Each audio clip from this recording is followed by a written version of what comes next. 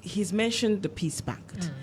In 2020, there was a Peace Pact. Yes. Yet 8 people lost their lives. Yes.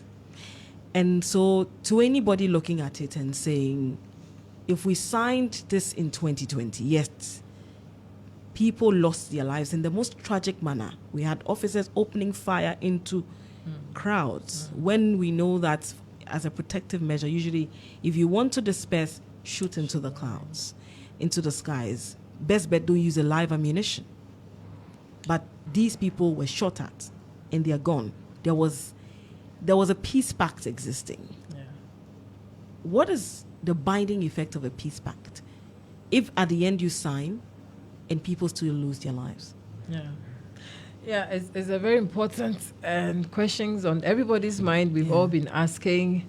But for me, the processes and the engagements towards this particular peace pact has made me realize how important it is. For me, honestly, 2020 and before, this is the 4th one that is being signed. It was just like one of those rituals that we were doing. But for me, this one, with all the questions, like just what you've been asked, that have been raised around it, and a lot of dialogue, a lot of negotiations had to go into the... Because I remember the NDC had insisted they were not going to append their signature. Exactly. And the National Peace Council and many other key stakeholders, including ECOWAS, had to do a lot of work in this country, talk to the NDC and all key stakeholders just to ensure that they sign. And that tells me how important it is. So definitely this time around, it is different. This time we are all signing it with a lesson of Techiman behind us. Lesson that whatever we are penning our signatures to is not just for the sake of doing it, but we really, really mean it this time.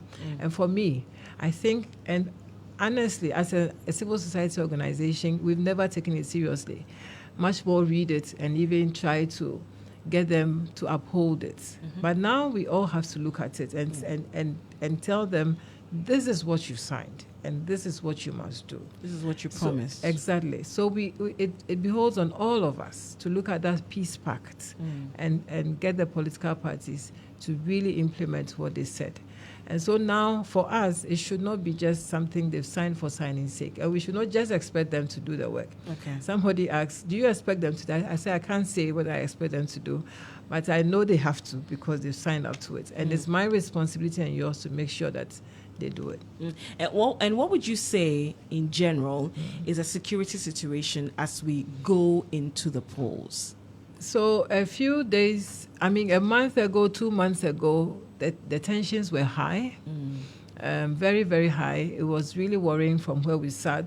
But a few days, a week away, 2 weeks away, having EC broadcast, the IPAC live and all those things. And at least EC has really been listening. I told you we have this national election and there's been a lot of negotiations with the EC as well, and they've really listened, and they are being more responsive, more open, and it feels that has brought the tensions a bit more down. Okay. So now we are all a bit at ease. We all are very hopeful, and with the Peace Pact crowning the day, we are all hopeful that we are going to have peaceful elections, and we should keep it at that.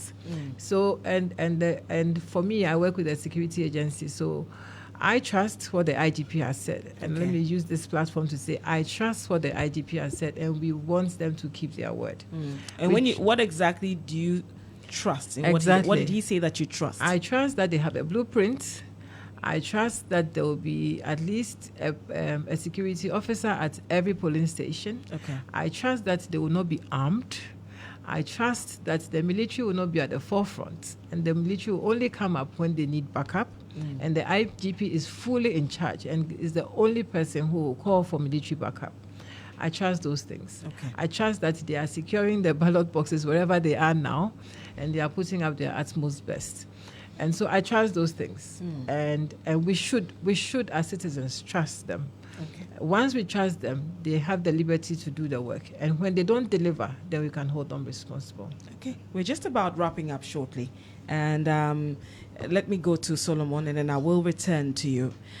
Solomon, if anybody is listening to us at this point in time, Why is it important to preserve our peace? Thank you very much.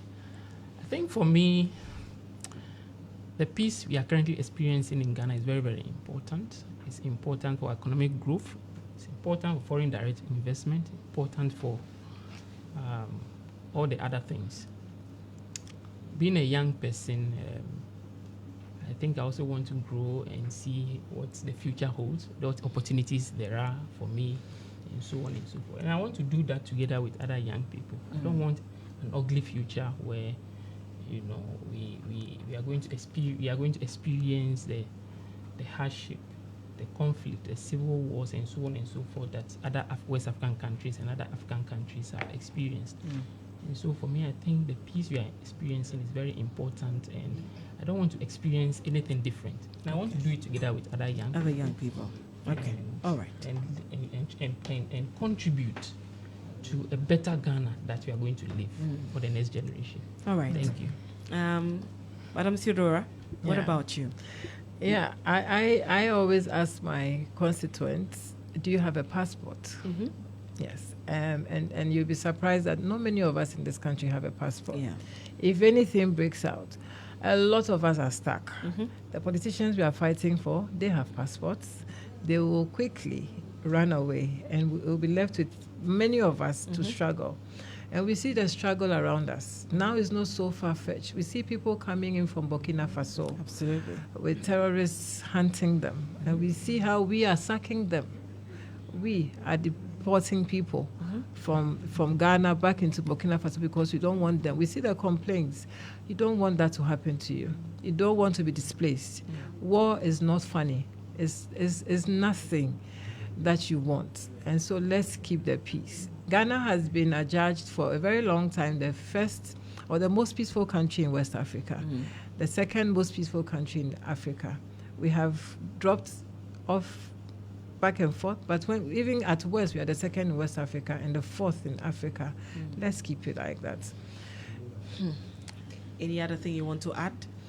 Just want to add that I think a lot depends on young people, and because it is young people that politicians use to foment violence. And so young person, wherever you are, don't allow yourself to be used to foment violence. And politicians should say the right things to the young people. When you finish voting, go home. It's as simple as that. Thank you all for joining us this morning. I was joined in the studio by Theodora Williams, and she's Executive Director of the Foundation for Security and Development in Africa, FOSTA, and also joined by Solomon Okai.